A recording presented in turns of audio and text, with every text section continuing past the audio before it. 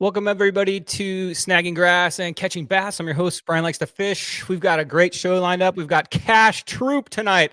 So let's go ahead and get this show started.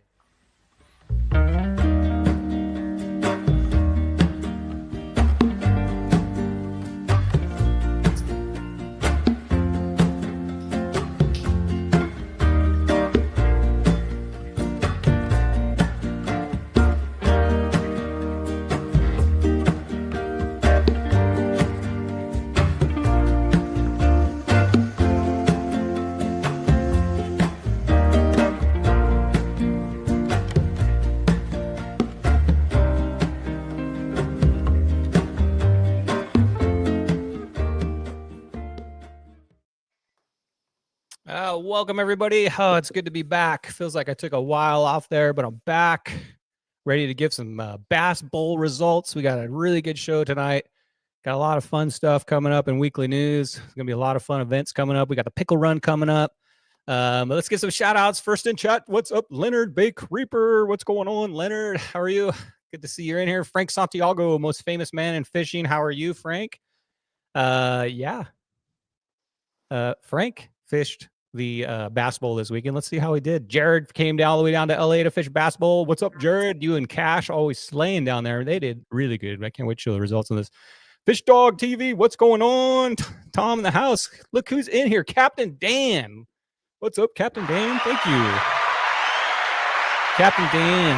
Got some exciting news coming up about Captain Dan and some stuff coming up with Captain Dan. So Captain Dan says, I'm home for the first time on Wednesday in almost a year. Looking forward to the show. Thank you so much, Captain Dan. Captain Dan is out producing the Supercross and Motocross series, helping out with that thing. So thanks for tuning in, Captain Dan. We got Mel in the house. Says, Snag, what's up, boys? What's up, Mel? How are you? And, of course, we've got the Judge in the house. What's going on, Judge? All right, if you want to shout out, go ahead and type in chat. And if you have a question, of course, for me or Cash, go ahead and type that in chat also. But let's go ahead and bring in our guest.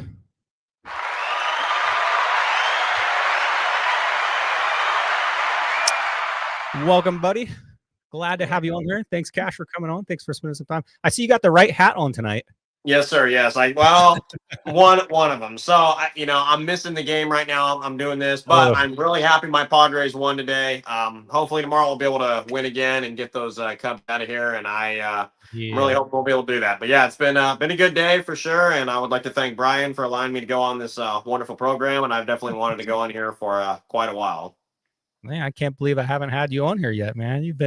You're one of the fishing spotty icons or legends down here, man. I've been watching you fish since you were a little guy. Since you were, I've probably seen you. I remember when we used to be in the San Diego Anglers Club, and me and my son would go down there on Wednesday nights. Back when it was in the awesome, was it the Valley High? No, the Bahia. The Bahia Ballroom. Oh my gosh. It felt so fancy. Like I thought, okay, I'm going down Wednesday night to the San Diego Anglers Club. Should I dress up for this? It's like in this fancy ballroom, and they had like round tables with tablecloths. And I think that's where I first met you and your dad was at the Anglers Club. Yeah, I believe so. And it was kind of funny, the same thing for us, because I think we actually would normally go down there and then, go fishing afterwards. We're both showing up in, shorts and a t-shirt, and we're walking into this ballroom, and we're kind of like, are we a little bit underdressed? You know what I mean? It was kind of fun to see that, but yeah. I did enjoy going to those. They would give you a fancy, like hard plaque name tag with your name on it that you got to wear down there. You felt like you were legit, man. And they have you guys know the San Diego clubs. I got some stuff coming up about that club too, some events. It's a good club. It's a big club. It's probably like oldest fishing club, I think, in San Diego. But they have a weekly, monthly, I think second Wednesday every month, they meet up and they have guest speakers. So it's a cool event. I remember, I'm just sharing a few memories about you, Cash, just because I've seen you basically grow up. But I remember when we were at one of those meetings and Chad presented you with your ambassador jacket. And I remember once when you went out on his boat and you got your first yellowtail, I think. And that was something like that. Yeah. That was a cool moment. Yeah, that was pretty sweet. Yeah, for sure. It was kind of my career taking off, you know what I mean? I was a little guy and just kind of new to the fishing industry and hadn't really made it to where I wanted to be yet, and I was kind of, Hook and Baits was a great platform for that, and it still is, you know what I mean? And I it was really fun, because I remember, I'd win something and I'd be all excited when I was a kid. I'd be like, yeah, if I won, and it'd be hard. A lot of times it'd be nothing, you know what I mean? It might be a pack of, hooks or whatever, but I was just happy to win something, you know what I mean? Oh It was a yeah. great. At the end of every meeting at the San Diego Anglers Club, I don't know if they still do it. It's been a while because I'm on here on Wednesday nights, but they have a huge raffle every single Wednesday, and you would buy raffle tickets and hang out after the meeting, and there was like a whole table of prizes every get. And yeah, I remember winning a few things, being pretty excited. Yeah, no, for sure. I remember. I know Dale Shaw, a good buddy of ours. Him and Frank would always have a war on who could win the most in the raffle, and I think to this day Dale is the all-time winner. I mean, I've seen him walk out of there with 4 or 5 reels, Oh probably my three, gosh. 3 to 6 rods. I mean, just he would just kill it on these raffles. He was pretty Yep. good on. Okay, Cash. So to get to know my guests, I always ask the same question to each of them because I kind of get to know a person by asking them this. We live in San Yeah. Diego. What is your taco shop order? When you go to a taco shop, what are you eating, Cash? Man, I'm pretty simple. It's a California burrito, either carne asada or chicken. I'd say probably primarily carne asada, but it depends on the mood. I mean, it could be it's different order for every different taco shop, but I'd probably have to say the California burrito is probably my main order. You know what I mean? That is with most anglers that I've talked to on the show. That's like what most people say is that, and I think that's because it's dude, you get your money's worth, right? You get the potato, Oh, the risotto, you get the pico, however they make it. Arnie's in the house. What's up, Arnie? Are you hanging out with Captain Dan watching the show tonight? The judge has a question for you. Is there any personal competitions between the caches? Yeah, that's right. We got 2 caches now hanging out. Any that competition? That's a good question. Honestly, I could say at a very friendly level, I mean, if any, you know what I mean? Like, Cash is probably the only person that can beat me and I'm not frustrated, you know what I mean? Or want to beat him, you know what I mean? And that's kind of the way it is. I'm a very competitive angler, you know what I mean? That's kind of just the way I am. But no, me and Cash are great friends. He's really one of my best friends, you know what I mean? And he's a great angler and we do have a little bit of competition, but I would say nothing too crazy. Yeah, he's a slayer, man. He's a hard dude to beat. I'll tell you that, man. I've been in a lot of not a lot, but he's been in Spotty Bowl for like a couple of years, and Oh yeah. but he's done pretty well for himself. I expect you and him to be a Spotty Bowl champion in the next upcoming years. I'm sure you guys will get it. Yeah, no, for sure. Your dad's asking a question. He says, "What is your favorite taco shop?" Oh my gosh. Okay, so that's a very hard question because, like I said, everyone's different. I can tell you a favorite taco shop from the Mexican border all the way up to Marina Del Rey. I mean, pretty much anywhere in between. I would Yeah. have to say if you're going to put one in, you know, gosh, it's hard to say. If you're going to do one overall, I'd have to say there's a place. It's a very unknown place in Barrio Logan in San Diego. It's called La Fachada. The cash register's on a card table, and Nice. I will tell you right now, it is probably the most incredible Mexican food you've ever had in your entire life. I've yet to find a place better than that. There's a really good place down, Shelter Island Boulevard, I believe it's called Tony's, and it's pretty good Oh too. yeah, But we've been to that one because that's the one like right before you turn for the launch ramp. So that's oh like yeah, the breakfast burrito time there. Bob I Brews know. in the chat. What's up, Bob? How are you? He says, "Ahoy, everybody." Hey, Bob. How are you? Bob, did you fish basketball this weekend? All right. So let's talk a little bit about fishing here. You're an ambassador for hookup baits. Man, you've been an ambassador for like what, 10 years, probably? A long time. I really, only 6.5. Oh, I came on with Hookup Baits in 2019, and I've been with them ever since, and they've been a great company for sure. They were the company I wanted to be. I wanted to be an ambassador really bad, and I worked my absolute hardest to become one. And they've been a great launching pad for my career and gave me a lot of wonderful opportunities to be able to get into the professional fishing realm, and a lot of great opportunities to meet very big names in the industry. yeah. Yep. Ken the Fishing Fool's in. He says, "What's up? What's up, Ken? How are you?" Arnie says, "Dude, Tony's special burrito is a winner." Yeah. Yeah. Yeah. All right, let's go through a little few fishing questions. So, when you go out on the water, tell me what kind of setup. Let's say you're going out, and most of these guys here are spotty anglers. So, I know recently you guys, the Bay Basher boats having problems, right? That Yeah. thing's. I saw a picture of it in a parking lot. I almost cried. I was like, "Wait a minute, what's going on with that thing? What is going on with Yeah. that thing?" Okay, so and I'm sure everyone wants to know. So the Bay Basher, if you haven't heard, we were fishing the SBS championship this year, and it was day one. And we, to make the day worse, I had lost a huge one at the pipe. My dad lost one even bigger than I lost, so we were kind of bummed on that. And we're heading back up. We had an okay bag, and we pushed it to the last minute, and it was just really rough coming out, up Point Loma and going into Mission Bay, and we just hit a wave wrong. And I look back, and the bilge pump's completely full of water, which was not a rare sight on the Bay Basher, which is kind of funny, but it was really full and it didn't want to go down, and it was a pretty bad situation. I'm going to be honest with you. If we probably would have been less experienced boaters, we probably would have sunk then and there. It was a nasty deal. My dad had to be on the back with a hand pump, and I'm driving it. I was doing it, then he was doing it, and then I'm driving the boat into the harbor, and I could feel like something on the bottom, the keel of the boat doing this, and I knew something was catastrophically wrong, and we pull on the trailer, and I look down, and there's probably about a 20-inch hole in the bottom of the boat, and I did cry that day, to be honest with you. I'm not gonna lie, I kicked that boat and said something I'm not gonna repeat, and we were both crying on the ride home. It sucked, and then we go, well, I mean, there's no point in crying. You might as well figure something out, So we got some, JB weld and loaded that sucker up with it, and next day went out and fished Mission Bay one more time, and then the steering broke on us, and then we kind of just said, well, that's the boat. And it was actually amazing because we don't have money for a new boat, basically, you know what I mean. So I'm kind of like, man, what are we going to do? I learned how to fish that boat. I learned how to do everything on that boat. I mean, I grew up on that boat pretty much, you know what I mean? And it was really hard to see her go. And then our amazing buddy, Danny Craig from SBS, he has it was a 1972 19-foot Parker, center console. And it was a Mako, sorry, not a Parker. But, he basically said, hey, I'm getting a new boat. This boat is kind of in the way. I need to get rid of it. The motor's blown. The hull is just fine. If you guys want this boat, you can take it. This boat has been fishing Southern California waters since 1973, by the way. It's originally from Texas. I'm such a fishing nerd and boat nerd. I actually know the assembly line that it came off of in Arlington, Texas. You know what I mean? Actually, Galveston. I'm sorry.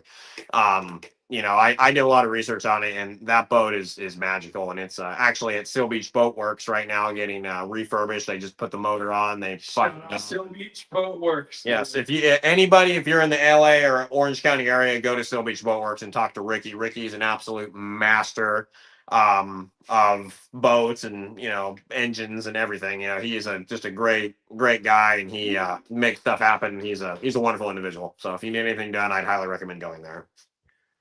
Wow. All right. Well, so what ended up with the Bay Basher? It's recycled? Is it gone? It's gone? Yes. So basically, it was kind of a gift that just kept on giving. A buddy of ours, his boat trailer, he actually has a boat just like yours. It's an Element. It's an Element Bayliner. It's the same kind of thing, and he had it. The trailer broke on it, and our trailer from the Bay Basher, because we got a new trailer on it later in the years. And from West Coast Trailers, another great company. Everybody should check them out. And we it was way too big for the Bay Basher, but we moved up the stem, you know what I mean, and the post where it should go and where it sits on the trailer. And that trailer is actually like 22 feet long, and his boat's actually about the same. And he goes, well, I'll take the trailer, but our deal was, all right, you can have the trailer, but you got to deal with the boat, So he took the boat down to the Santa Ana junkyard, and it's I got squished like a Coke can, and it's gone. So many memories on that, and many to come now. So the Bay Basher 2, I'm assuming that's what we're gonna name the new boat. It's actually called the Sid Vicious, which is pretty cool. I like that. Anybody that's into punk rock knows Sid Vicious. It's probably. It was the only name I thought that was cooler than the Bay Basher, and it was already its name. So I'm like, I'm never changing that. I mean, that's just an insane name. When you said Sid Vicious, I thought wrestler. I don't know why. Probably because I grew up watching the WWE. There was a wrestler named that. Judge says, how old are you, Cash? I'm 18 years old. Yeah, he's very mature for his age. Yeah, or as my girlfriend says, 81. But but yes. Yeah, so many memories of that. Okay, so we're out on the boat. So I know now that you guys have a boat in the works. I've been seeing you out on the kayak. So what kayak are you fishing right now? So I'm actually fishing a Hobie Compass 12, and it is just an incredible kayak. I'd like to give a huge shout out to the CCA Star Tournament from last year. I actually was lucky enough to win it for the juniors prize last year. I was 17. It was my last year of eligibility for that, and I won it. Every fish Yeah. I caught on it was on hookup baits. I got a new T-shirt here. I'll show it to you, and I'd like to thank Chad and JoJo for giving us this T-shirt. Oh yeah. Hold on a second. Hold on a second before you skip to that. Let me guess. Is it this shirt? Oh man, yes sir, it is. Yes Oh sir, it yeah. is. I want to thank Chad and JoJo too for sending a nice letter and sending me this nice shirt. Yes, I'm gonna absolutely. go No, full it's screen to show it off. I'm gonna go yes full for sure. screen. I mean, like it's There we go. there we go. It's got all the fish we fish for, guys. It's a really killer shirt. I don't know if these are for sale or he's just handing them out, but thank you. It's a sweet shirt. Halibut, spotty, calico. Sweet shirt. Thank you, guys. No, for sure. It's a wonderful shirt. I mean, I've been with the company for 6 years, and I've seen a lot of different shirt designs, but I'd have to say this is hands down my favorite. I've yet to find one better than this. It's a great design. It is. Okay, so you're fishing a kayak. All right, let's talk a little about fishing here because we're gonna make this show an hour and a half, guys. So hang tight there. It's gonna be a fun show. We got results coming up, so you guys that fish the bass bowl, hang tight. We're gonna talk to Cash for a little bit, and then we're gonna go right to weekly news and then some results. But last question. All right, you're going out to Newport Bay, which is probably one of your favorite bays, I'm assuming, right? Oh yeah, it's a good bait for sure. What setups are you bringing? How are you fishing it? What line? What gear? So give me a little rundown of how Cash Troop fishes. Okay, so as most of the hook and bait guys, I'm very much a spinning reel enthusiast. I have all kinds of setups, but I'm a big fan of the spinning reels. I actually have my cart right next to me here in a minute. I might show you a little bit. We'll see. But Yeah, show it right now. okay, yeah, for sure. Just give me my what yeah that the two by the black ones, the two by the Saragosas.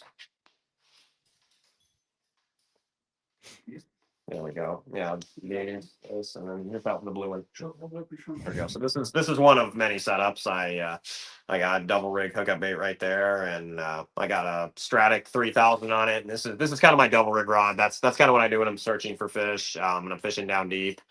I really like to use that. And then I also have this is a really old rod. It's a Okuma Epixer. It's a 7'6", real glassy rod. It's kind of like a bit of a crankbait rod. This is kind of a 1/4 ounce slash maybe a 3/8 bullet, but I would say mainly 1/4 ounce on this rod. And this is it's a great setup. On this, I got a Shimano Nasi 3000. Ooh, nice.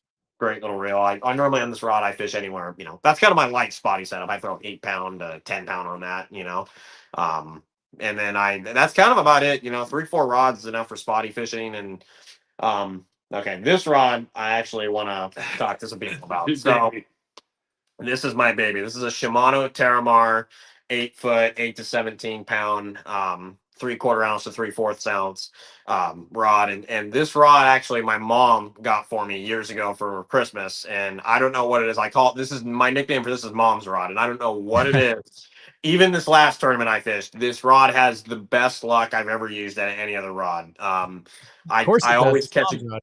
Of course, I always catch my kicker on it. Me and Cash kind of have the same belief. He has a rod similar to this, and on this I have a Daiwa. What is this thing called? Yeah, it's called the Saltist MQ. Really nice reel. 3000. I really like this. This is kind of my little bit heavier setup, more for 3/8 bullet. I really like this. I normally. Something I noticed about all three rods is you're running white braid. Is there a reason? I think I know the reason, but why don't you tell these guys the reason for that? So, I mean, as most people know, the hookup baits get bit really well in the sink, and I'm a big line watcher.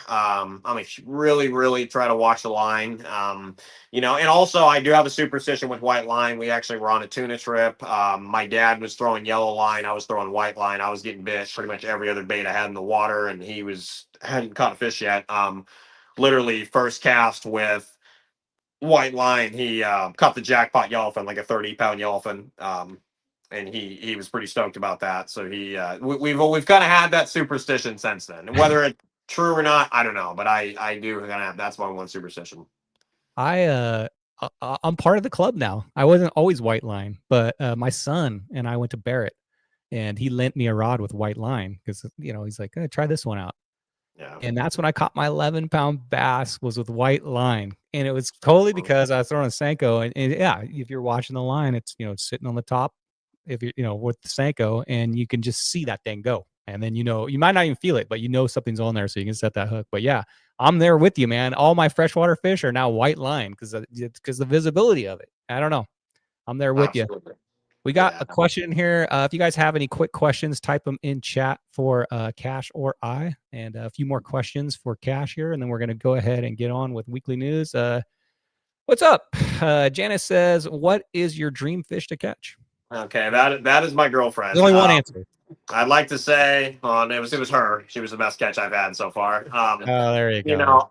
I would have to say, and it's really hard to say, but probably a double-digit saltwater bass. I can honestly say a double-digit saltwater bass is probably like catching a teener or a 20 in freshwater. And I want to catch a double-digit freshwater bass bad, but saltwater, I've just been doing it so long, and we've had a 9.5 on our old boat, and I really want to see a double-digit saltwater bass. It's a very rare sight, and it's really kind of a once-in-a-lifetime fish. Yeah, it is. Coach Worf's in the house. What's up, Coach? How are you doing? I don't even know what that says. Is that some kind of specific Dorado something? And did I get your girlfriend's name wrong? I think I did. Her name is JC. JC. JC. I think I said Janice. I don't know why that came out of my mouth. All right, Cash. Let's go ahead, guys. And first, we're going to go ahead and we're going to get on to some. Hold on a second. Gotta get my fancy going on here. Weekly news. What's up? This is Dave Rage, and you're watching Snagging Grass and Catching Bass.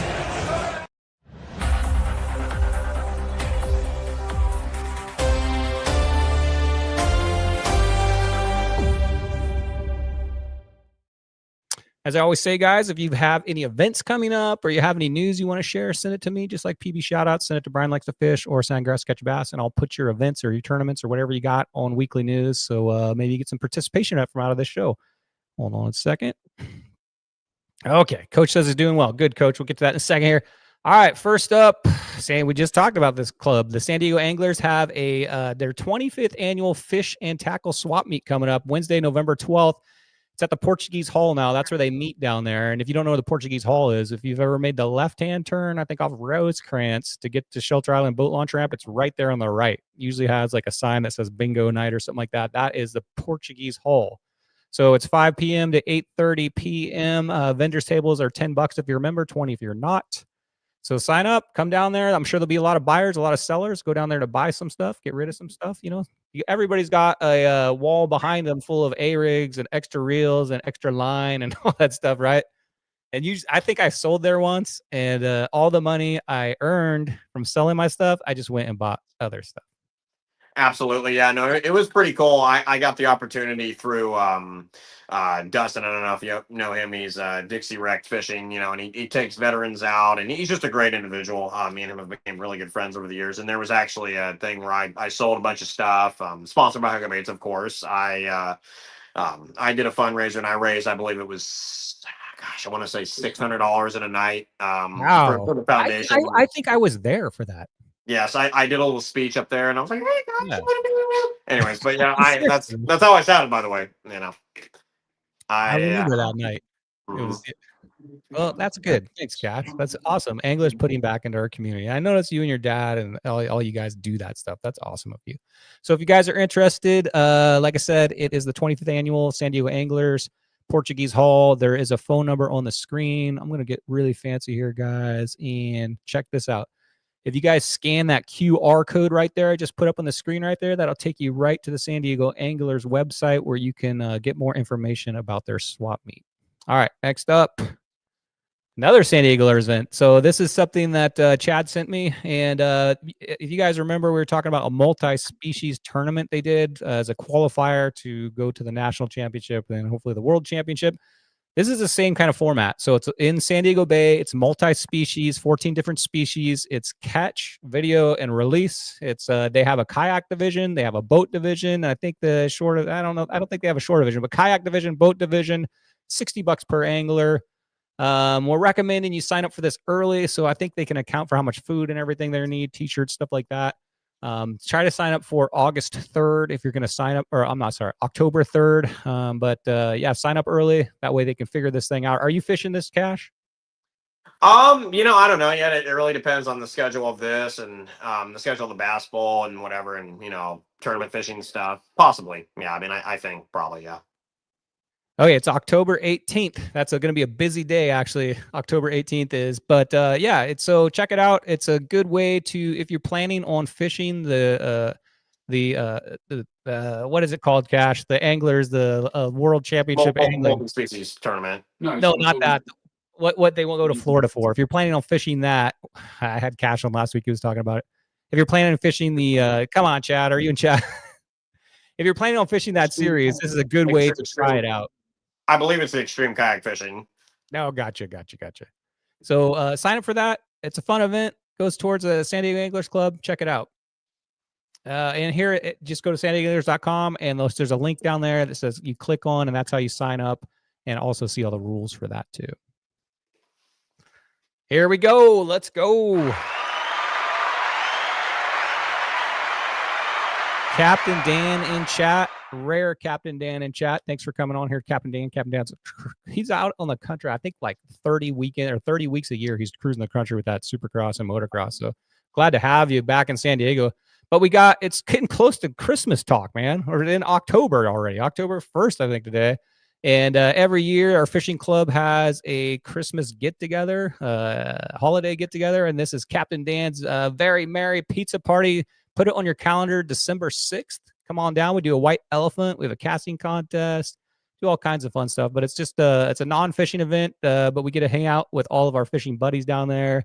And the white elephant gift exchange is very fun. I'd like to invite you and your dad to this. Absolutely. That sounds awesome, man.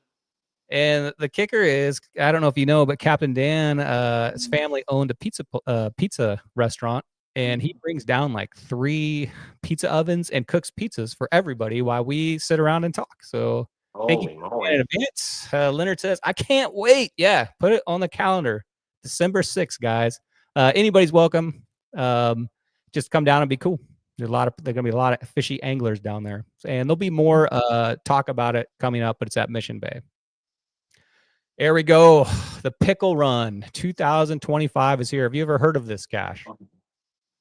No, sir, I have not. No, I've not heard of this. So the Pickle Run is something that our group has done. I think this is our 5th year. We get in our kayaks at Mission Bay and we go on an adventure. We paddle out of Mission Bay and we go all the way down to Shelter Island boat launch ramp, and then from Dana Landing to Shelter Island boat launch ramp. And it takes us all day to do it. We fish all the way down there. It's a fun journey. And that is October 18th. Next week, I'm going to have an entire show on talking about the Pickle Run, preparation, what it's going to be like. So it's going to be a full show next week. Tune in next week to talk about this Pickle Run. But we launch out of Dana. We all get together at 6 a.m., 6:30. We do a group meet up on the water. And then we head out of Mission Bay on our way to San Diego Bay. And I think it's about 17 miles. So it's a pretty good journey, guys. But most of these guys have motors now. So they get the easy route. That's the cheat code.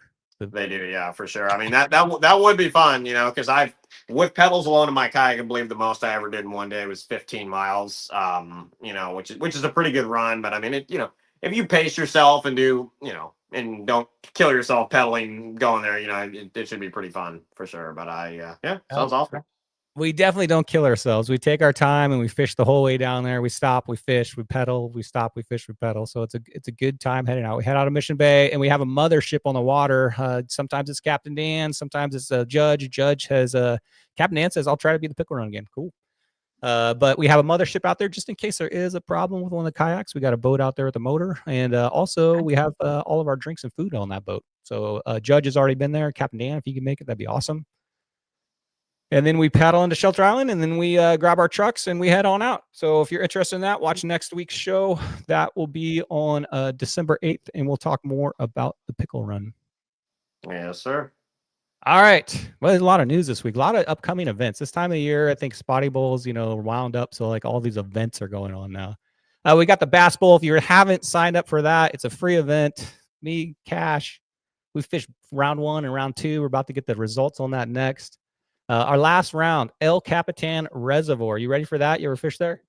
No, sir. I've never fished there, and I'm definitely looking forward to. I mean, for the fishing, it kind of looks like it's gonna be really fun, you know. And I'm thinking probably by the end of this year, next year is gonna be fun too, because I'm probably gonna get forward facing sonar for my kayak, excuse me, of some sort, and that'll definitely change the game a little bit for sure. And yeah, I'm definitely looking forward to El Cap. Like I said, I've never been there. It's like every freshwater lake for me. You know what I mean? It's like a hit or miss. Sometimes you get there on the right time and it's good. Sometimes it could be a Yeah, tough one. no, for sure. Okay, check this thing out. Weekly news. So this guy Josh, the host of Smalley Talk podcast, caught a neon orange smallmouth on a river using a buzzbait. Initially, he was unsure that what the fish was, but it was identified as a smallmouth bass. Despite being him catching over 10,000 smallmouth, he had never seen one of these before. His friend, who's an ecologist, confirmed that it is a smallmouth.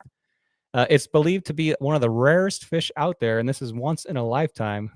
Despite this not being caught in California, caught I think in Tennessee, he says it made global news by its such rarity of it. It's like a super rare, like Pokemon right there. Yeah.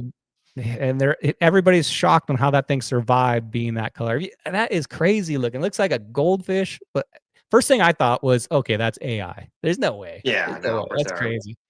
But it's been confirmed. Have searched the internet, and that is actually a fish that somebody caught.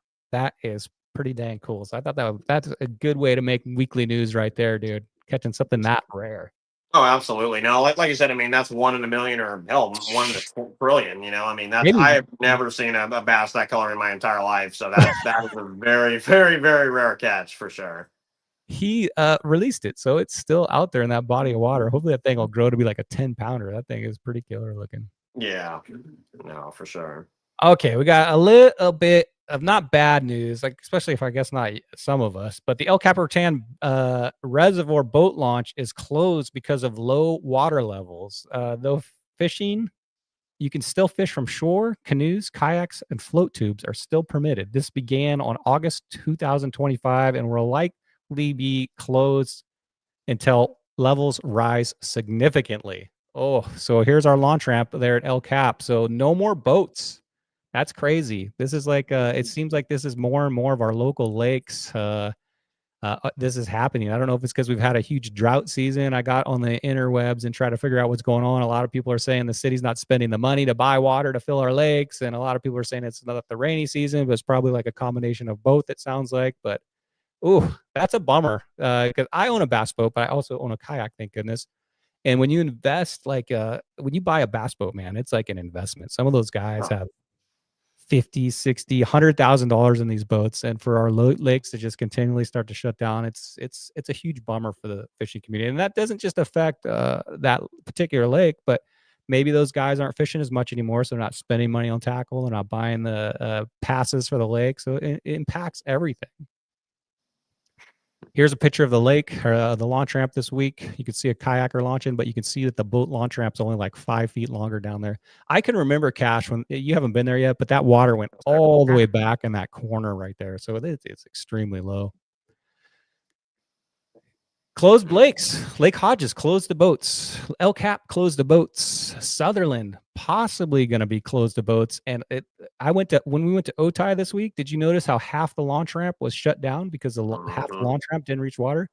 And the launch ramp that they had opened at Otay probably only had, I don't know, maybe another 15 feet, maybe 10 feet. So Otay Reservoir, watch out, man, which sucks for boaters, man. That would be 3 of our major lakes shut here. So we'll stay tuned, but let's hope for a really good rainy season, like a good, like solid, good month of a rainy season. Fill these things up. Oh, definitely. No, for sure. We got some comments in here. It says good for the kayakers. Yeah, I bet Fastlane's like, absolutely. I'm sold out of kayaks. Yeah, absolutely good for kayakers. Yeah, and a lot of this group fishes a kayak, so I mean, less pressure if you're a kayaker. So, but yeah, coach says we need rain. Yep, your girlfriend said rain needed. Yeah, sure do. Absolutely. Yep. And that is it for our weekly news. Are you ready to move on? Yes, sir. I definitely am. I don't know how I did. It was all I know is it was a grind. Oti was pretty tough for me, but I made it happen for sure. And first time I ever fished it, and I was able to get a limit, so I was pretty happy about that. And I kind of found the forage they were on. They were on this really small bait. It's kind of funny to describe it this way. I mean, literally, the bait that I was catching them on was probably the size of a Kraft mac and cheese noodle. It was the bait that they were on. I mean, it was. I mean, literally, it's just this microscopic bait. And I was able to get a few, and it's a cool lake for sure. I definitely want to fish it. In the future. I do like Oti. I've fished there, I think 2 or 3 times in the past 2 months. Just because I like going down there. It's a nice lake. Same experience. So my experience over this weekend was they were chasing the shad. It was like it was like looking for tuna boils at some points. I would be looking around fishing my shoreline or fishing in the deep, and all of a sudden I just see them chasing, not up on the shore, but out in the middle. And that's exactly the same thing, man. Threw it into that boil, man. Got myself a largemouth. Yeah, for sure. No, it was pretty crazy. It was weird. The boils for me, I was only able to get one of my fish out of my bag off the boil. For me, they were very, very finicky. And it was frustrating, because I was seeing fish where I was at in the morning that were probably upwards of 6 to 7 pounds jumping out of the water, and they just absolutely would not eat, what I was throwing at them. I didn't have as much luck as some people I saw though. There was a guy on a boat 50 yards from me, and they were it was like a wolf pack, boiling at the water, and he was throwing this jerk bait, boom, fish, boom, fish. He just kept one after another. I'm like, man, I can't get over there because there's so many boats that, like, when that happens on a lake, everybody knows because you can hear it, you hear bass jumping because it's quiet. It's not like the bay, and it was like a magnet. Here come all the anglers. They see it going on, and yeah, they're roping them in on that. All right. Hey YouTube, it's Bruce and Mike here. You are watching Snagging Grass and Catching Bass. Enjoy the show. Let's go, Adobo.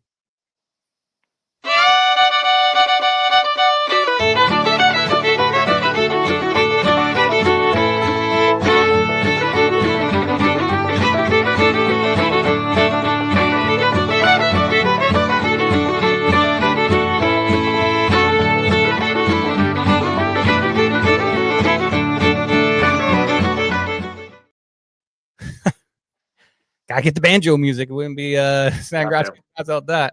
All right, results round 2. Oti bass ball is going good. I'm enjoying myself fishing this tournament series. It's free. You can always jump on the last round if you want. It's a free event. You want to sign up. It's on a Discord. I'll put that link in the comments, or not in the comments at the bottom if you want to sign up for the last round at LCAP. Here's some of our anglers. If you haven't sent me a profile picture, send me one. If you get like a top 10 now, you get your picture on here too. So don't forget to send a profile picture when you sign up for Bass Bowl. All right, side pots. There's some side pots. It's not like Spotty Bowl where we have like 50 side pots. No sponsors this year. This is the first year of this. I'm just trying to see how this goes, seeing if it works on lakes. We're basically taking a Spotty Bowl format and putting it into the freshwater world. So seeing how it goes. So first year, we'll see if we do it another year. All right, side pots. So I'm changing the side pot rules a little bit. I'm trying to mold this to where for guys like your dad and people that haven't mastered the side pots yet, I'm changing the rules a little bit to try to make it simpler. These rules are changed and designed to simplify side pot entry procedures, allowing you to focus on your fishing session. And then once your session is over, you could submit a fish side pot after your session is complete. So let me tell you what I'm talking about here. And this is for Bass Bowl right now. For side pots, I want to see how this works. So number 1, a timely session. You must your fish must be submitted on the day you caught it within 4 hours of your time slot ending. So if you fish the morning and you fish till 1, you've got till 5 p.m. to submit for side pots only. So I'm trying to get it to where Cash, you're out on the water, concentrate on getting your big bag to win the event. You're submitting all your fish, and then at the end, you go over the truck, you look at your phone, and you're like, okay, I got a 21-inch bass. I'll submit it right here, right now. It gives you some time to go through your photos and make sure you get that in there. So on this series, I'm giving a 4-hour time window after it's over. And how do we know you caught it in your fishing session? Because it has to be caught during. It has to be part of your bag, your official bag that you submitted. This confirms that it was caught in your designated time. So you submit it, but you don't have to put it into the side pots until after. So concentrate on your bag, win the series, get to your truck, you can get home, Go through your fish and submit them. I'm feeling good about this rule change. Has to have a session code in it. Any session code for this will work. So your session code works. Judging will be all done via Spotty Bowl rules. So open mouth, that type of stuff. And to qualify, you have to be caught during your time slot. And you can only submit one fish per side pot. So I'm trying to avoid one fish winning like 6 side pots. I want to give everybody a chance to win a side pot. So one fish per side pot. And that is for basketball. We'll see how this works out. All right, longest anything other than a bass. You haven't caught a catfish or a bluegill or anything yet? Yeah, it's kind of funny, actually. I was fishing Elsinore, and this is not in basketball. Of course, it's the one time that I don't catch anything. I actually caught a pretty nice, about a 5 or 6 pound catfish. And I, after flipping all day, I thought I finally had the fish I was looking for, and I ended up being a catfish. But no, in basketball, I have not caught anything but a bass. Me neither. I've caught only. I mean, that's a good thing, right? But yeah, so definitely. If you're fishing basketball El Cap, because that is a cutoff of that at the end of the El Cap series. If you catch anything other than a bass and submit it in this side pot, you will win a $25 gift card to East County Bait and Tackle. So take your picture of it on your bump board and then submit it after your round's over. All right. Shortest bass. Yeah, let's go. I think I'll upset Frank a little bit because Frank was holding us down with a 14-inch fish, though, Frank. You're not going to win it with a 14-inch fish. Come on, man. Yeah, took Frank out, and I got some heat on it. Like he's going to send his guys down to get me or something. I don't know. Maybe I should delete that. But you guys can beat that. 9.5 is pretty big, actually, still. So 9.5, $25 gift card if you win that. Heaviest leader. Here we go. Is your dad in the room? Yes. Your dad, Tom, caught a 3.8 pounder, which in the bass world, that's a big bass, especially on Otay. But he forgot the code and he forgot a picture of the scale. Describe what your dad did. Did you see the video?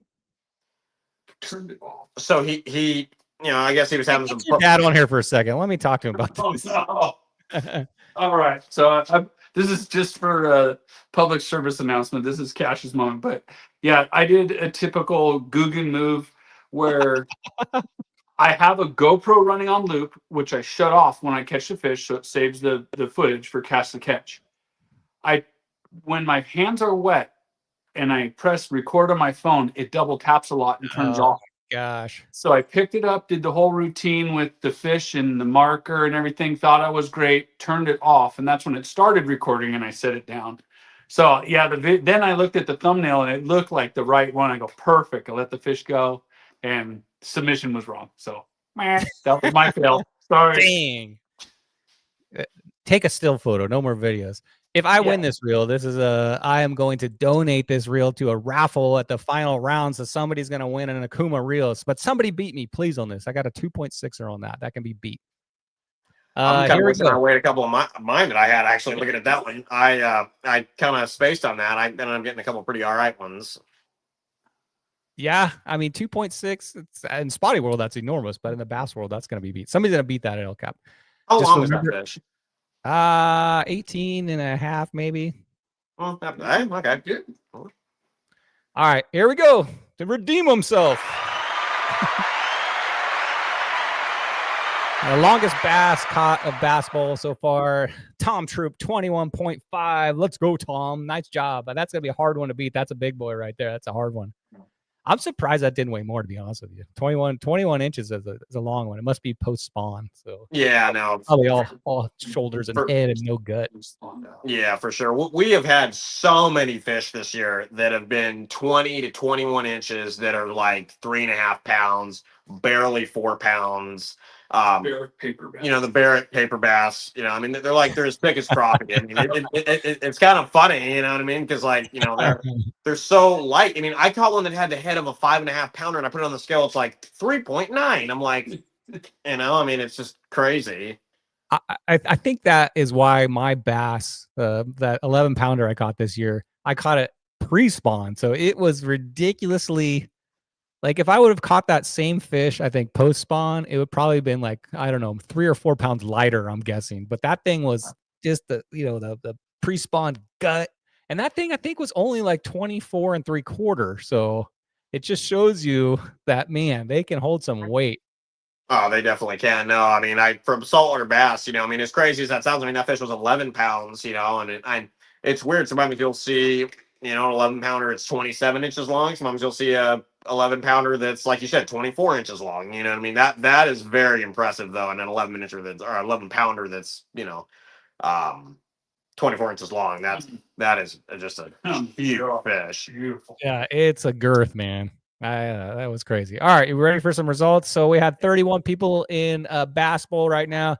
I don't know. A lot of these people weren't able to make it. Some of them didn't have a very good day, but that's all right because in Spotty Bowl and Bass Bowl, you get a mulligan. So move on to El Cap. All right, here we go. You ready for the top 10? Yes, sir. Coming in 10th place with 14.75, we got Eric Klein. Let's go, Eric. Coming in with a fish each round. So freshwater bass can be brutal sometimes, but hey, you got the skunk off the boat. You got the tug. So good job, Eric. Next up, we got Tom Troop. Only catches one fish, but it's the biggest fish of the tournament. Let's go, Tom. 21.5. That's a big boy right there. Nice job, dude.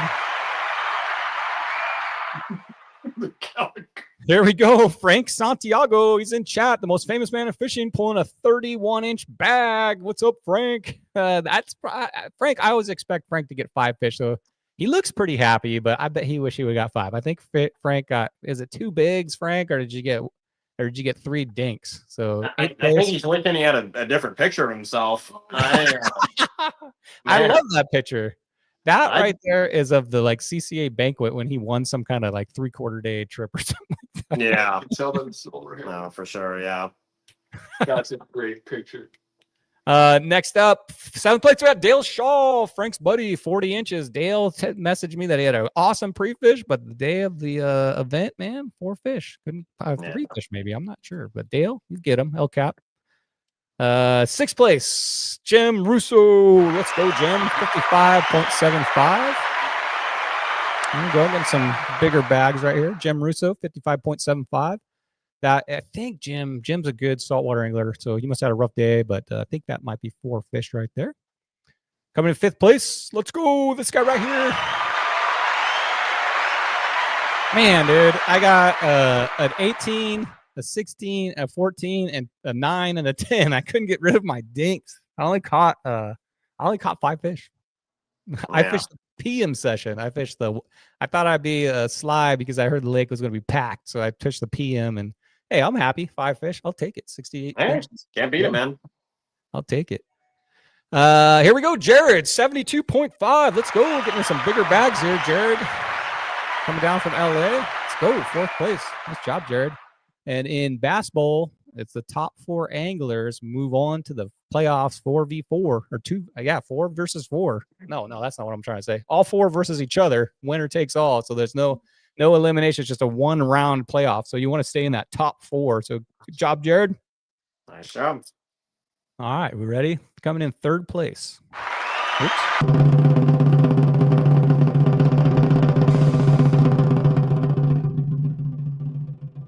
We got Cash, the fisherman who was on last week. Let's go, Cash. Congratulations, Cash. 76.25. Man. Phenomenal day, back to back. Cash. He's the slayer, man. Me and him were talking throughout the day, and we were just venting. It was kind of funny. It was kind of a good luck thing. I'd call him, he'd catch a fish. He'd call me, I'd catch a fish. It was very.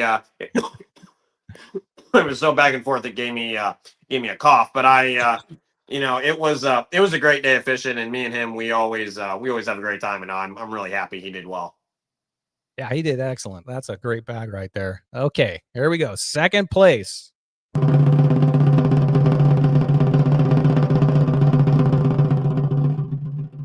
Let's go. This guy right here. Yeah.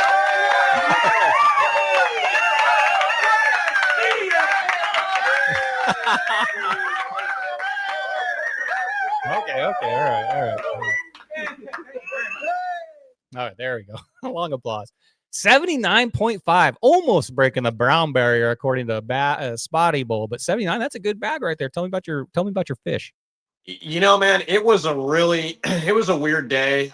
Bite windows were not hours, they were minutes. I mean, they were literally the longest bite window I had in the whole day was maybe 20 minutes at the absolute max. In the morning, I was getting them on the top water, sort of a top water style bait. In the middle of the afternoon, not afternoon, but kind of mid morning, I was getting them on kind of I was fishing a flashy swimmer and I was getting them pretty good on that. And later in the day, I was starting to get them on top waters were doing well. And I was kind of picking them. Hookup baits were doing well. I was picking them through there. And then my last fish was actually on another top water frog. So that was pretty cool. So it was, it was a grind though, man. I actually did not have my fifth fish till like literally almost 12 o'clock, so it was pretty tough. I did lose a pretty good one, probably an 18, but like I said, it was kind of peanuts on whatever. And it was a good day for sure. Very much a grind, but I figured out the forage and the size they wanted. And I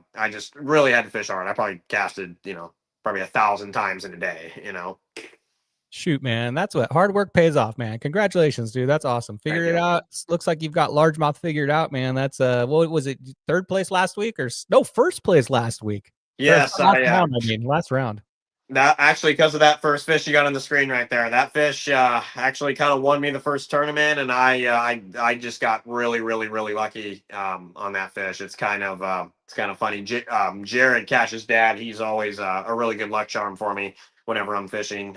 My girlfriend is obviously number one. I have a bracelet that I wear on my right hand that I always, do whatever. And I like I said, I'm a religious man like yourself. I pray, and I do this and that before the tournament and this and that. But no, Jared, it's actually kind of funny, that fish right there. I'm fishing and Jared passes me by and he's like, "How you doing, man?" I'm like, "I'm doing pretty good. I got a couple." And then, midway through my sentence, I'm just like, "Oh," I actually caught that fish. And then, same thing at Barrett last week. I hooked a monster in a tree. I actually unfortunately lost it, but it's every time Jared goes by, I'm always ready because I know I'm gonna catch a big fish. You know what I mean?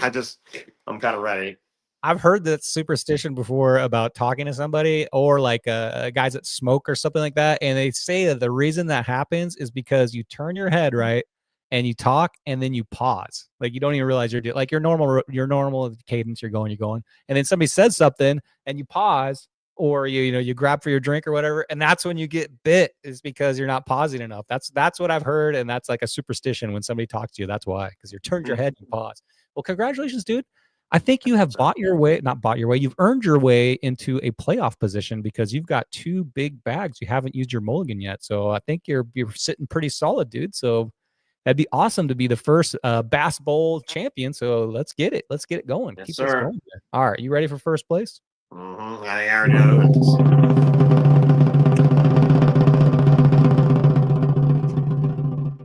Coming in first place, Bass Bowl, the first Bass Bowl ever. Bass Bowl round 2 Otay. We got Chad from Hookup Baits. Let's go, Chad. Congratulations. Wow, 85.5. That's a good bag right there. That's not the kind of bass we usually catch, but that is a great bag. Congratulations. I talked to Chad after that guy fished from 6 in the morning, and I left the lake at like 6, and he was still out there. That just shows you, man, when you're a dedicated angler and you just learn your techniques and you learn how to fish a lake and you break it down, man. That's why that guy does good, man. He fishes all the time, knows what he's doing. Congratulations, Chad. That's awesome. 85.5. That's a big bag. So yeah, absolutely. No, he did a great job. And hey, you're watching. Good job, Chad. It was kind of funny actually, because I called him about midday and I asked him how he was doing, and he's like, "Man, he's like, I only got like 2 fish, and I'm like, I'm telling him kind of what I'm doing, and he's like, "Man, okay, And I kid you not, he probably on that phone call caught 4 or 5 fish in a row. I'm like, "Man, I'm hanging up," you know what I mean? And I am like, I got to get back to this. But no, he actually started doing pretty good, and it's kind of a thing we have where, we call each other and we'll start doing good. You know what I mean? Sometimes it's one person or whatever, but no, he did really well. He uses electronics very well. And he was able to get them really, really well. And we're gonna have Chad on the show sometime in the next month or so, because he has, I don't know if you've seen his new whip, his new kayak, but my gosh, dude, I can't wait to show this thing off. It is insane, dude. It's like probably the fanciest high-end kayak I've ever seen. So I'm gonna show that off one of these days here. soon as the guy, he's got a hectic schedule, it sounds like, with fishing, but we'll get him on here. Show that thing off. Congratulations, Absolutely. Chad. That gets you first place. And let's check this out. This is the bracket. Nobody's seen this yet, but if you look to the very far right, that is with your mulligan. Yeah, look in there tight. The top 4 people will compete against each other in the final round, the lake to be determined. But if you first, second, and third is Chad, Cash, and Cash, and you guys have got like a pretty good lead going right now, and you haven't used your mulligan, so you guys are pretty wrapped up. But this 4th position right here, man, it's gonna be a battle. We've got all the way down to let's see who's got a chance here. Looks like Dale, Brian, Jared, Kevin, Frank. Everybody's got a chance. So let's fish hard. Let's fight this for this 4th spot. And you never know, man. You make the playoffs, you could be the first ever Bass Bowl champion. So I'm looking forward to it. I'll be posting this on the Bass Bowl Discord so you guys can check it out, zoom in on it, see where you stand on this. But it's gonna be fun. It's gonna be fun. I'm looking forward to the finale, I guess we'll call it, on this one. All right, are you ready for some Bass Bowl biggins? Yes, sir. And one question though, I do have it. I wonder if other people have this question. Will there be an Angler of the Year for this, or will it just be the champion? Yeah, we'll do an Angler of the Year. Of course, we're gonna do an Angler of the Year. Why wouldn't we? Awesome, for sure, perfect. So there'll be plaques for the top 3. There'll be a plaque for the Angler of the Year, and there'll be something for the champion. We'll see. See what's going on. All right, let's do this. All right. Hi, I'm Angela. You're watching Snagging Grass and Catching Bass.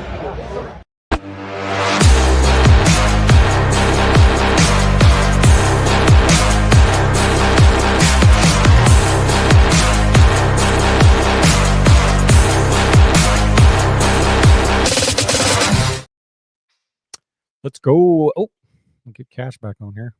If you caught a bass 18 inches or bigger in Bass Bowl, then you'll automatically be put into Bass Bowl biggins. So automatically put into this one right here. Guys, are you just in chat? I'm just curious. Are you guys hearing my sound effects tonight? The drum rolls, etc., stuff like that? Yep. For some reason I know you guys are. I want to check to see if they are. All right. First up, we got Chad at Hookup Baits with an 18.5. Looks like he got it on a hookup bait right there. How are you at measuring these largemouth versus spotty? What do you think of them? I could give them a kiss. How much nicer they are than spotties. I tell you what, they are just such angels compared to spotties measuring them. I mean, spotties, you can hear me from a mile away, trying to measure one of those things. They are just, very hard headed, and they are just stubborn little sons, little suckers. Come on, let's not talk about spotties. They're listening. I know. I am. They're just tough. Honest. Oh, we got an update. Do you want to know the score of the game? Oh wait, yes. No, we don't care about that. That's Dodgers. Yeah. No. Come on, man. The Dodgers 7-2. It looks like. I'm assuming the Dodgers are blowing it out. You're wearing a Padre hat, by the way. Good hat. It's good. I should want my Dodgers run, but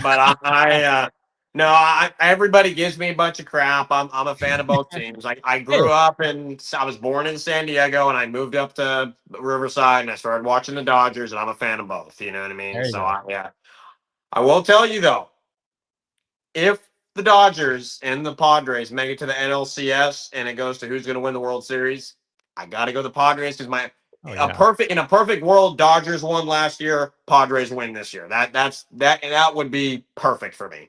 There you go.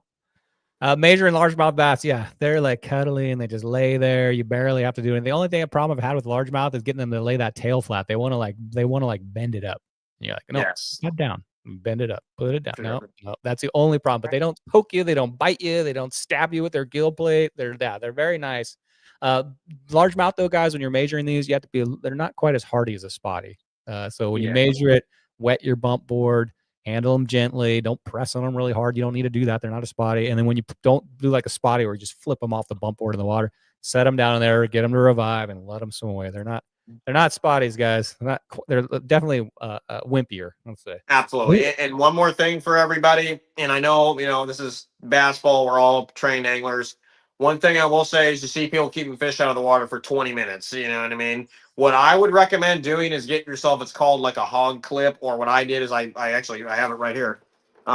Basically all it is, is it's just a bungee cord, and this is actually from an old scale I have. And what I do is in between photos or when I'm making sure I'm getting all my stuff ready, I'll clip them to this, hold them, and they'll be swimming in the water just fine. You know what I mean? I take them out, they're all refreshed, they're all healthy. You take the clip off, you measure them, you throw them back in, and you're good to go. That is one thing I have noticed that has really been helping, especially if you catch them on the double rig, you know, and in saltwater, I do the same thing too.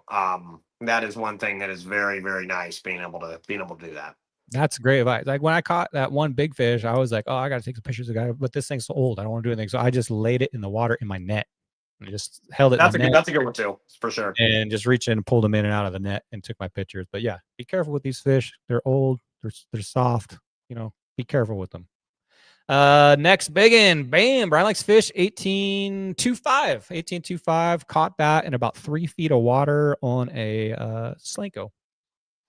Flipping it, got it around, I'm gonna say 4:30 p.m. So I was happy to get it. It was like my kicker. No, I didn't get. It was my kicker fish, but I didn't have a very good bag. So put a good fight out. 6-pound test, 15-pound braid with a leader, you know, and put a good fight, man. Those largemouth are a little different than spotties. You kind of just have spotties. We catch them, we're just like this. Even as pulling and pulling back, it's just a tug of war. But the largemouth, I've noticed, you let them run, gain some line, you let them run.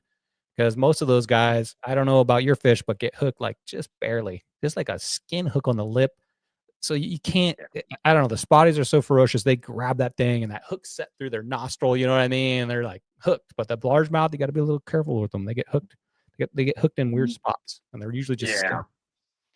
No, definitely, and especially at Barrett, you know, with the barbless and that too. I've noticed there. I mean, you know, boat flipping fish, you're going to lose 30 fish there in a day. You know what I mean? So you got to do the net or grab them by the hand or whatever. Most of the time, you actually can boat flip them. You know, they are hooked pretty well. But I will say, you know, if it's anything over probably 17 inches, I'm getting the net. You know, what I mean? Me too, for sure. Just because, like you said, they're just going to fall. And it's bad for the fish too. It rips a huge hole in their mouth, and it you know, it just really screws them up. You know what I mean? Yep. All right, we got a comment here. Always scared a sea lion will grab my fish off the donkey leash. Yeah, you don't have to worry about that in the lakes, but yeah, I've seen a video once with Muto with a halibut attached to his clip, whatever that thing's called.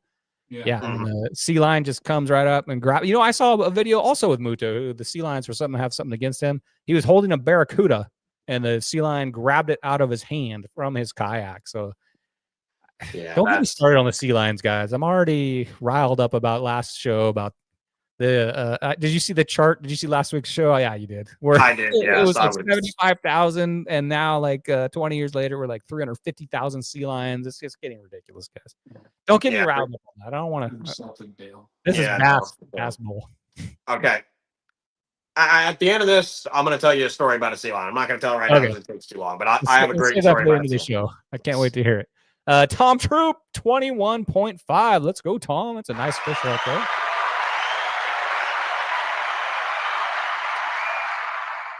Nice job there. Wait, hold on a second. Look at the Bubba Gump lip on that thing, man. That lip adds an inch right there. Dang. That's something too you to notice about the largemouth. They got that huge Bubba Gump lip. That thing's crazy. Cash Troop, there's your fish. 19.25. Nice. Did you get a weight? No, I didn't. I really, knowing how it shook down now, I kind of wish I did. That fish was a really nice one. Hit really weird. That out all the fish I caught today, I probably hit the lightest out of all of them. You know what I mean? I'm just kind of reeling a flash swimmer over the grass, and I just feel like that's all I felt. My rod tip, it's like a swordfish bite. You know, I literally just went, whoop, and then I set the hook, and he pretty much just didn't even fight. You know what I mean? He swam a little bit, got him in my net, and he kind of just accepted his fate. And you know, I mean, I was done with him pretty quick, but he yeah, that was a good fish for sure. That definitely really, really helped my day. If I didn't have that fish, I don't know if I would be the place that I am. That's for sure. I wonder how many times those old bass like that have been caught, and they're just like, all right, I know the routine. You bass guys, and get your picture, chuck me back in, and they're like, all right, I'm just going in. This is funny. There was a trailer park I used to fish when I was a kid, and there was literally a bass in there, probably about 3 pounds.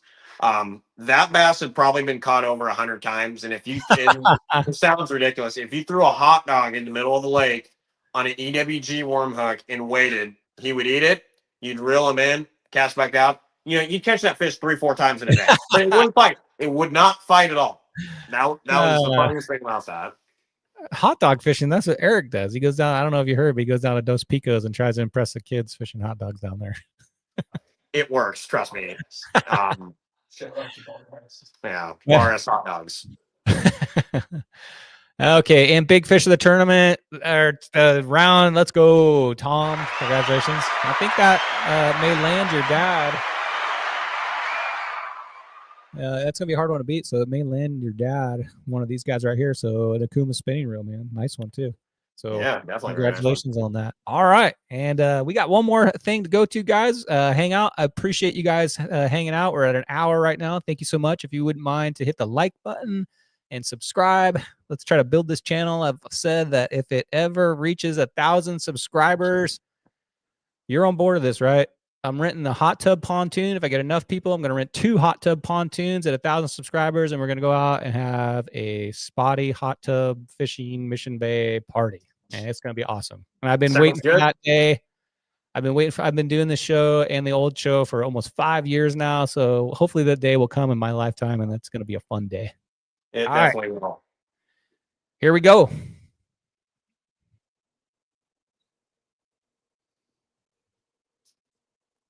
My name is David, and you're watching Snagging Grass and Catching Bass. We've seen you out on the water. They say you fishing harder. I guess we'll find out this week on our PB Shout Out!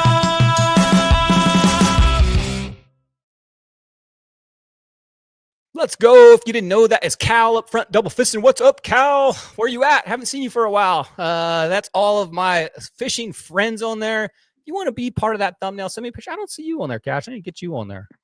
Yeah, I don't see myself. No, I got some. Get you on there. You're going to be on there next time. If you have a fish or a kayak modification or anything you're proud of, send it into PB Shoutouts. Send it to me, Brian Likes to Fish, or Snagging Grass and Catching Bass on Instagram or Discord. I prefer Discord if you have it. If you can get to that, just send me a picture of anything. I'll put on anything with a story and maybe a little information about the catch that I can read on this show. Let me get Cash on here.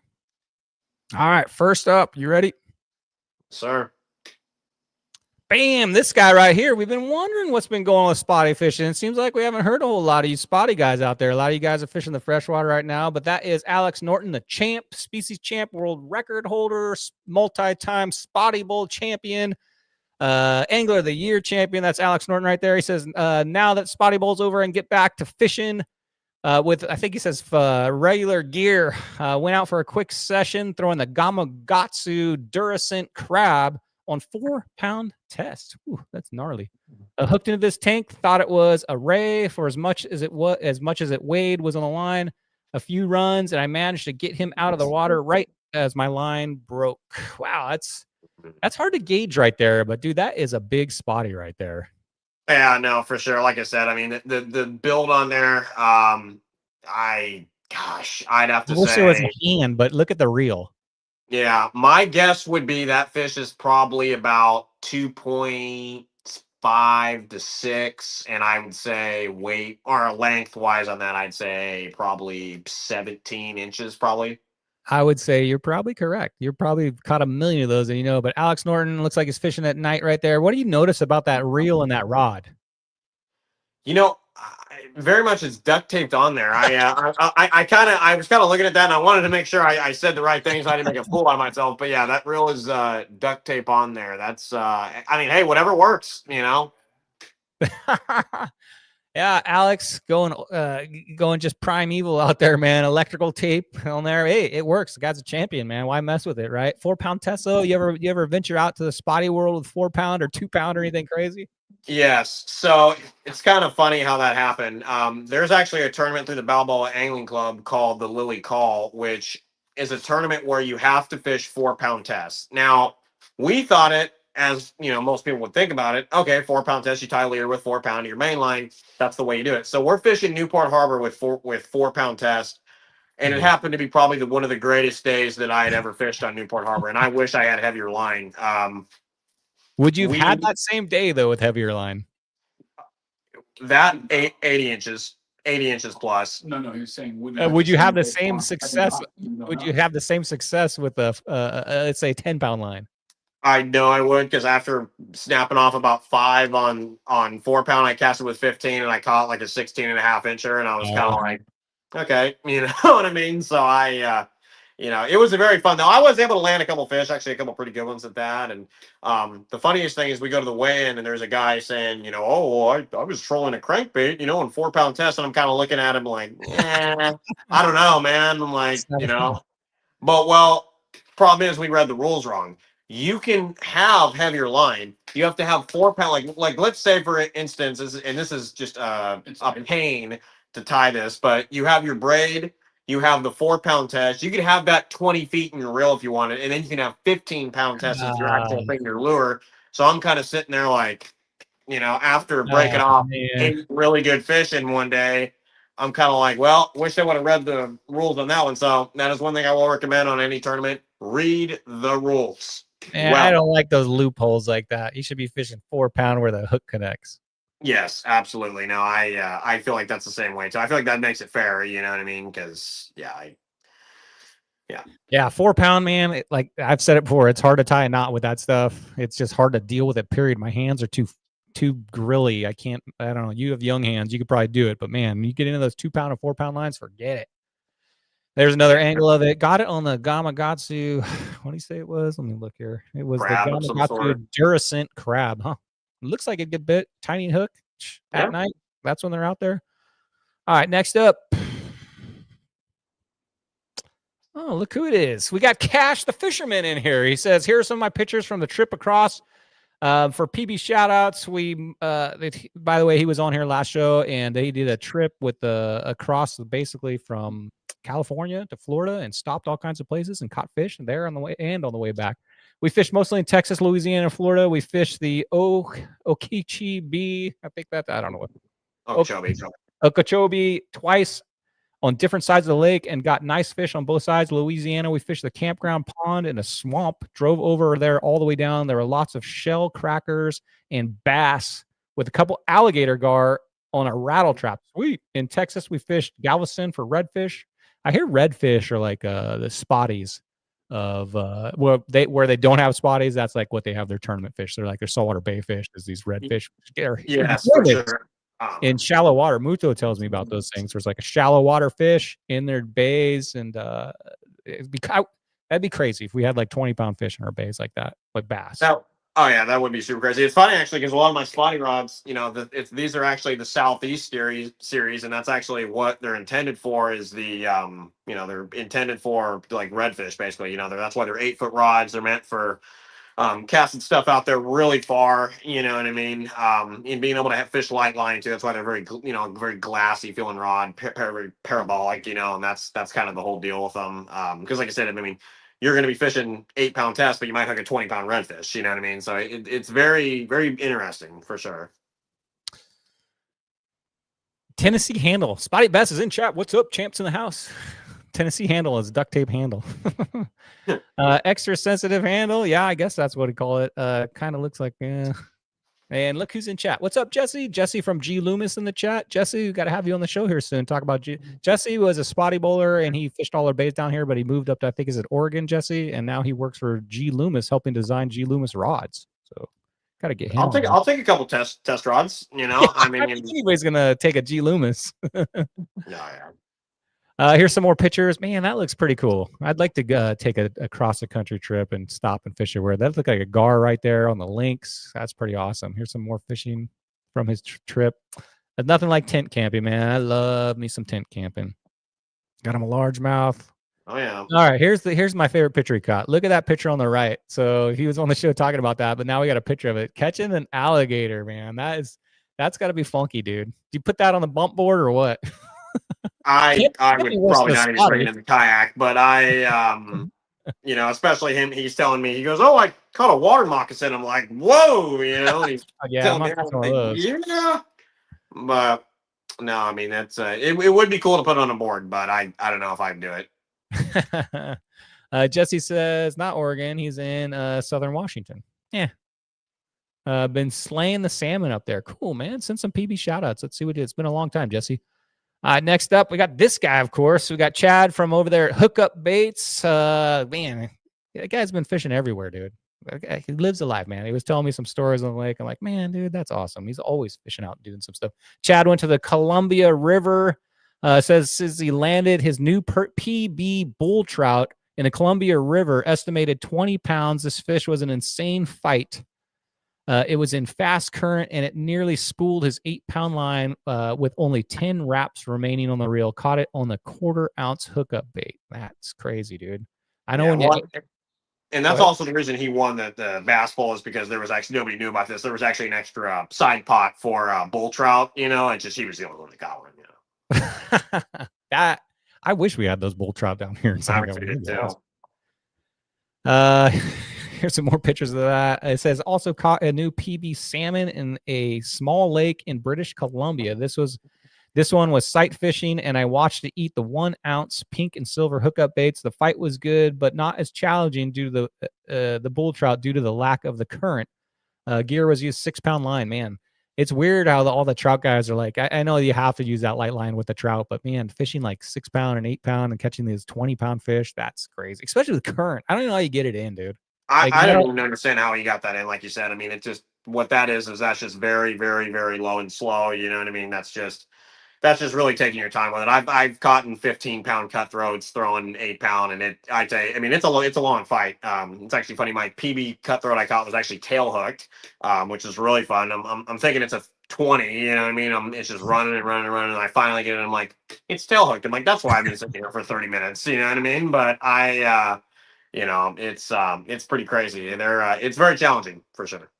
I'm definitely not a trout angler. I'm a bass angler, but the trout gear, I love it because they give you the big parabolic rod, dude. That big parabolic shock absorber rod, that light line, long. And I actually ordered a trout rod. I have it here in my garage from Akuma, and I'm going to start using that thing a little more for spotties. I'm just curious, like a super light line with a very parabolic.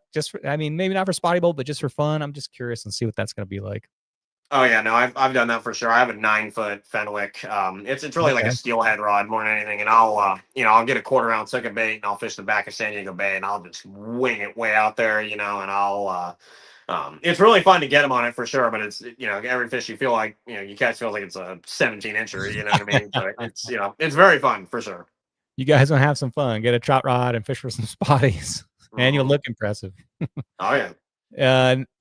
Look at this guy, man. He says he went down there and did some guiding on the kayak. I had an opportunity to guide some Bass Master Hall of Famers. That's pretty awesome. We got KVD in that picture right there. We got Mark Zona. We got Davey Hidget and Mike McInnes. Man, that is awesome. That's a group of anglers right there, man. Congratulations, Chad. That's awesome to go out there and fish with a bunch of Bass Bros. Hopefully you got some knowledge out of them or spread some knowledge, I guess, in Chad's case, to those guys right there. That's a cool trip. Next up, we got this guy. We got Doug El Sueño. What's up, Doug? Doug says, what a fantastic day of fishing at the islands. The bluefin bite was incredible. Man, the bluefin are already at the islands. You ever get into the bluefin world? You a tuna guy at all? Not very much. I don't really have the patience for it. I just cannot drive around all day looking for stuff and not catching anything. You know what I mean? And it just drives me crazy. But once a year, once every other year, I'll do a tuna trip, and I'll catch whatever I need or whatever, and that's kind of my thing. But now with the new boat, maybe more into that, but I'm a bass guy, man. That's kind of my thing. Now if it's yellowtail, different story. I can catch those all day, but tuna kind of hard to sell to me. You described it exactly. Looking all day, driving around, using a lot of gas, and then hoping you can find them. Yeah, but if you do find them, the payoff is great, man. You get a bluefin, that's a freezer full of fish. You know what I mean? Like the best eating fish you can get out there. So the payoff is good. I recently purchased some new spreader bars, and they were very successful. On the very first outing, it was unbelievable. They worked exceptionally well. He was catching tuna, yellowtail, and he even caught a pelican. Ugh, I can't stand with that. Have you caught a bird like a pelican on accident? Obviously. Oh yes, yeah, I've done it in Marina Del Rey. I've been on charter boat before, helping a little kid, and I walked away to get my burger, and he comes back and he has a pelican on the end of my rod, and I'm just like, gosh darn it, you know what I mean? But I've had that happen before, but luckily not too many times. I think I can count on one hand how many times that's happened, but pretty rarely. If you hook a pelican and you happen to have a towel on your kayak or boat, that is like the savior, because you can get it in, throw that towel over its head, use your cutters, and just kind of pull that hook out nice and gently. It's usually just barely hooked on them. But if you have a towel, that's the best way to do it. You just basically wrap the whole thing up in a towel, except for where the hook is snagged on. Get them out of there, release them. For sure.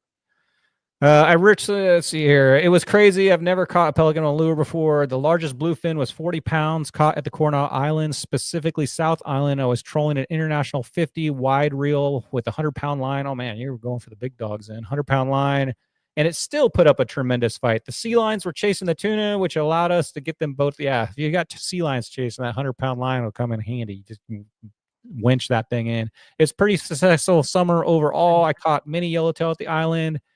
He caught 28. Geez, that's a lot of yellowtail. However, only 10 of those were over 36 inches. Secured me third place in the CCA tournament. Let's see some of these fish right here. And he's right there at the island. You ever take the bay basher that far? No, we have thought about it, but with Sid, we are definitely going to take him out there. That's we took it to Catalina once, actually trying to fish for Dorado, and that didn't go very well. But we definitely will be exploring the offshore stuff more in the new boat. Definitely. I usually don't go down there just because I don't have my Mexican fishing license, and I don't know. I know it's only like 14 miles, 17 miles out of San Diego Bay. Yeah, it's really, really short. You got to have a thing for the boat too. The page is kind of a pain. It's all in Spanish, you know what I mean? Unless you know how to read Spanish, you know what I mean? I'm always afraid that the Mexican Navy is going to come get me and say, "Hey, we're going to Ensenada," and I'm like, "Oh no." You know what I mean? So I don't know. I need to figure it out. I need to go with somebody experienced like Doug that can show me all the ins and outs and make it legal to go down there. Yeah. He says my friend Ron was fishing on the Hustler and took first place with 70 yellowtail exceeding 30 inches. That was for the Star Tournament. And I believe his total catch was over 100 yellowtail. Wow. That's great. Putting a beat down, dude. And there he is with, looks like his blue fin. Looks like, is that a 52 incher or something like that? Congratulations, Doug. Looks like you had a nice summer. Keep it rolling. This guy right here, the legend, man. Let's give this guy a cheer. I haven't seen him for a while. If you guys don't know, that's our local slayer, Aaron Kruger. Haven't seen a lot of him lately on the posting, but it's good. He's out there fishing. He says, totally, I had an incredible experience. We were approximately 90 feet of water, and I dropped a hub jig rigged with a live squid, and suddenly a massive fish struck it. My friend estimated the weight was hundreds of pounds, but I've never even caught something that's large for sure, so I'm not entirely sure of its weight. He says, my setup consists of 65-pound braid, a 7-foot section of 30-pound mono leader, a St. Croix musky rod, and an Akuma 300 reel. Man, that is a massive fish to bring in an Akuma 300 size reel. That looks like a black sea bass. I know they have a video of them just releasing it successfully, but have you hooked into one of those things, those black sea bass, where it's just like, yes. I've hooked a few. I've hooked one in a tournament in San Diego Bay that I just broke it off because I didn't want to deal with it on a double rig. I was actually fishing in Mexico, and I caught probably about 150 pounder on an A rig of all things.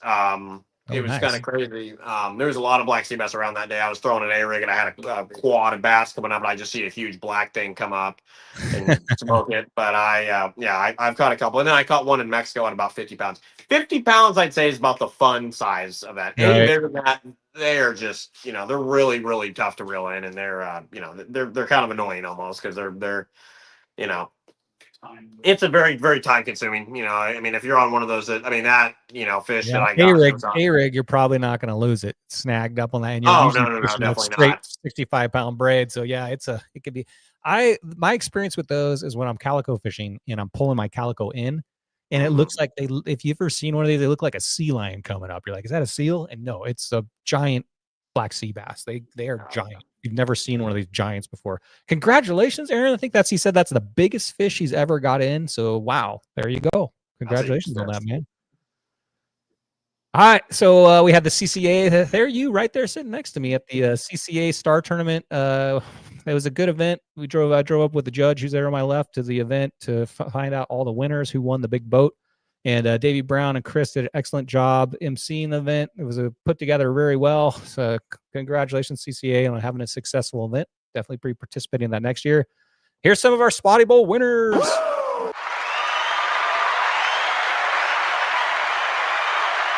I was hoping some of the Spotty Bowlers would win some prizes, and we did. Sammy up there, he won. What did he win? An AFCO gift card, I think, or something. And Tyler, and of course Frank won something. So that's awesome. The Spotty Bowlers went up there, and this is a picture. I did not get his name. Do you remember his name? His name is Scott Sawa. He's the guy that's done the Star Tournament for 2 years running now. And he's a very good fisherman. He ended up winning the boat actually, and he is retired, so he kind of lives the dream. I mean, he goes around and he fishes and does these tournaments and off a kayak, and he does pretty darn good. Well, that smile right there is somebody that just won themselves a Parker center console fishing boat. So, man, it's Scott, right? Said, let's go, Scott. Dropping the hammer, buddy. That is awesome. I can't imagine winning a boat like that. That is killer. And last but not least, so dude, I've been getting pretty comfortable with the largemouth fishing, man. So what do you think about this largemouth world? Are we enjoying spotty anglers? Because me and you are spotty anglers. We're saltwater bass anglers. How are you feeling about this? How are you feeling about this?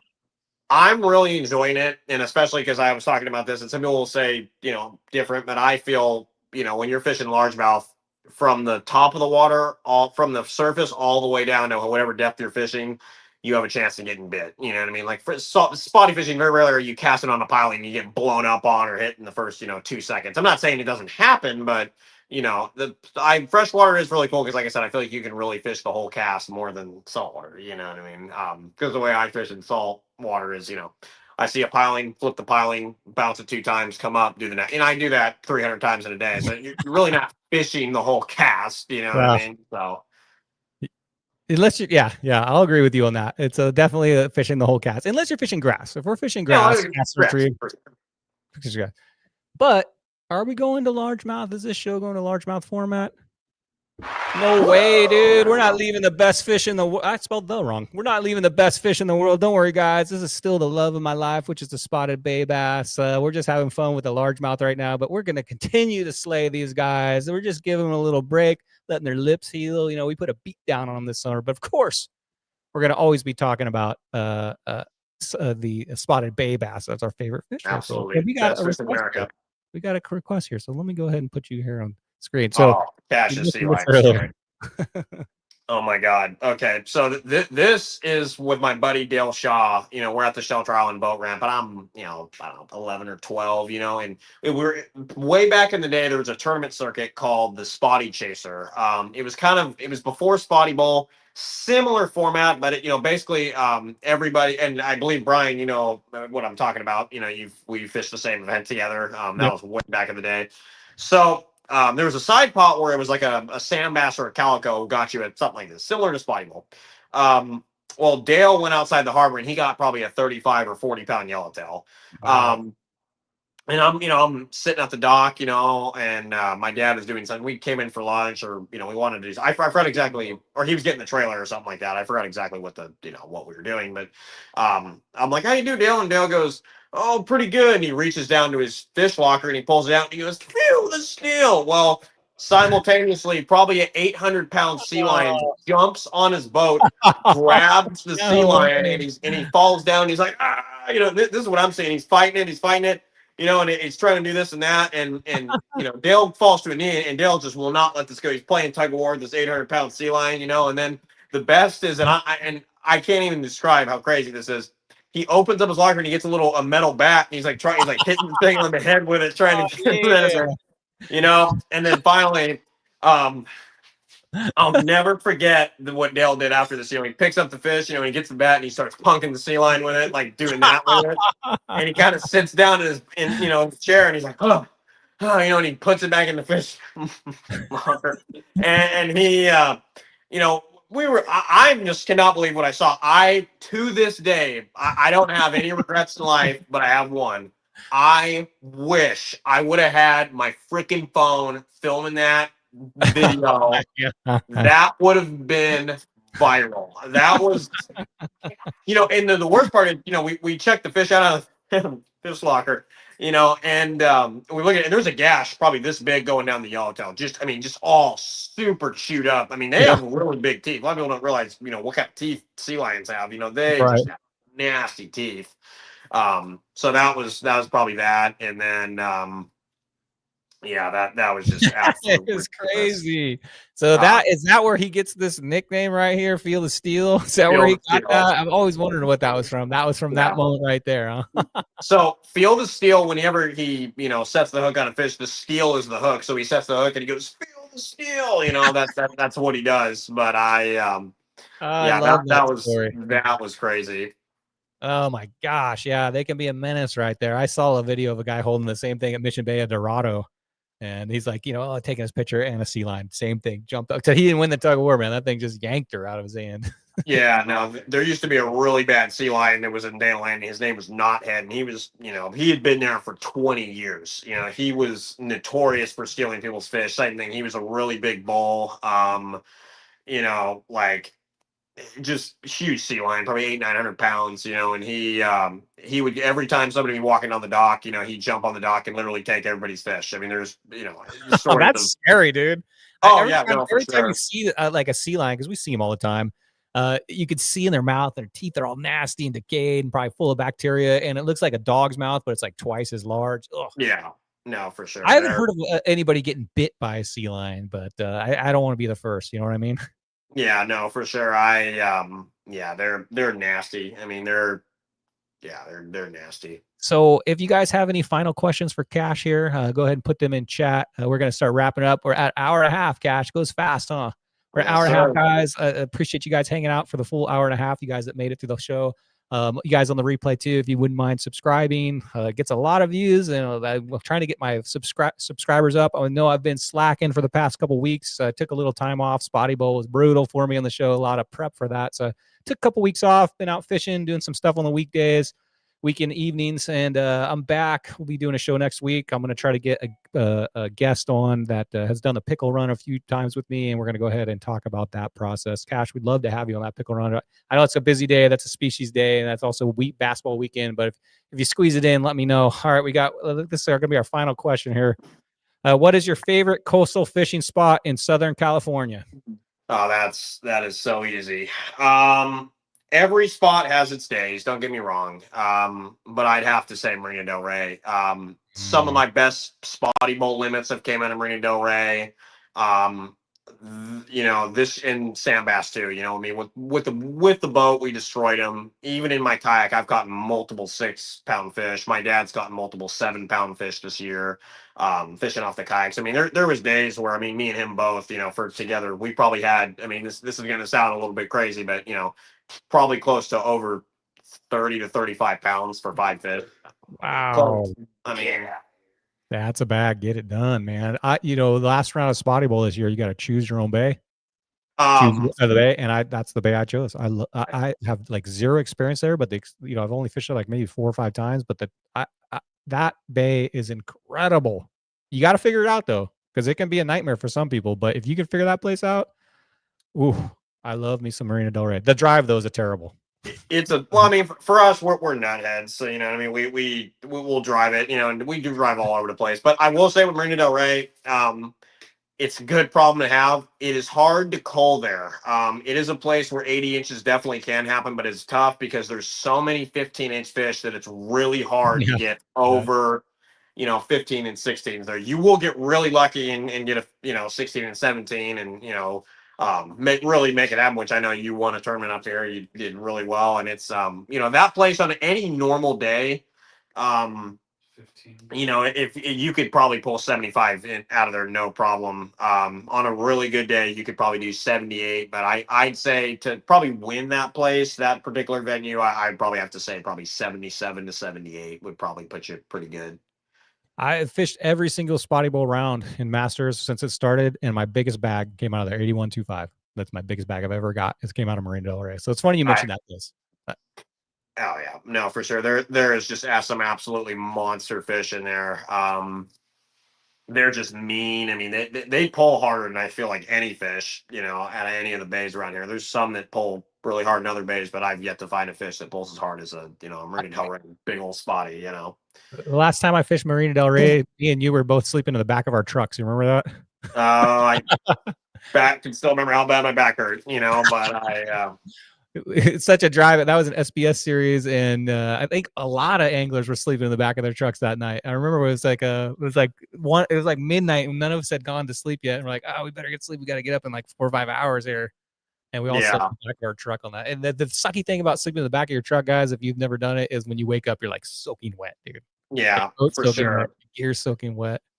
It was kind of hilarious because, Chad's tournament partner, Al, he actually had he has a Dodge truck, and he's got one of those like hard bed covers on it. Oh, he yeah. makes a bed in there, and he like closes his cover all the way, and he's just laying in there. I'm like, if that thing closes, you're screwed, dude. And he's like, hey, you hear me banging on this thing? Open it up. But he didn't close it all the way. But no, it was kind of ingenious, because he didn't get wet. I mean, I slept in the truck. My poor dad. We have a single cab truck. He had to sleep in the boat. You know what I mean? Under like a sleeping bag and a tarp. I mean, it was just a bad scene there. You know what I mean? Yeah, that just makes you tough, though. All right, I'm gonna end it with one. You're a young guy, Cash. What are your fishing goals? We're gonna end it with this question right here, unless another one comes up. So, what are your fishing goals for the future here? What are your plans? It doesn't have to be immediate future or far future, whatever you want to answer. I want to get a double digit freshwater and saltwater. I want to really get better at fresh. I'm already doing pretty well at it, and I want to just continue to get my skill set better at it. And my main goal is I want to be the all-time holder of Angler of the Years. I have won 7 so far in my career. The best year I've had was 2021. I actually won 3 in 1 year. I did SBS, I did 2 in San Diego Anglers, and I did pretty well. And I want to win a Spotty Bowl or a Bass Bowl belt. That's another big thing I want to do.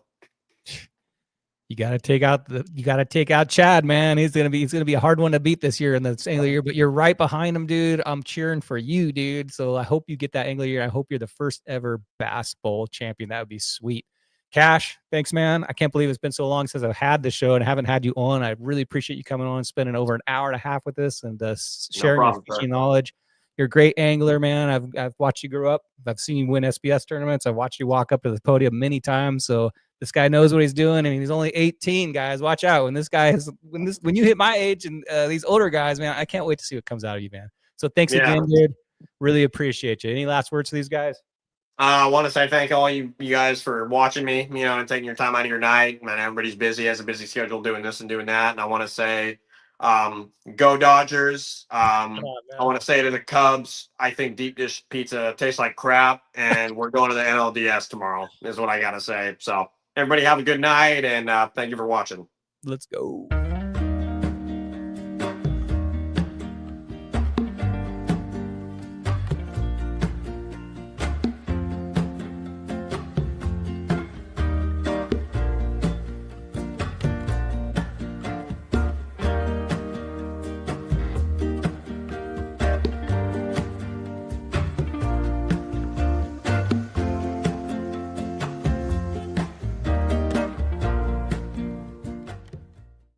Cash, you left me. Thanks, buddy. Good night. Good night, everybody. Thanks, everybody.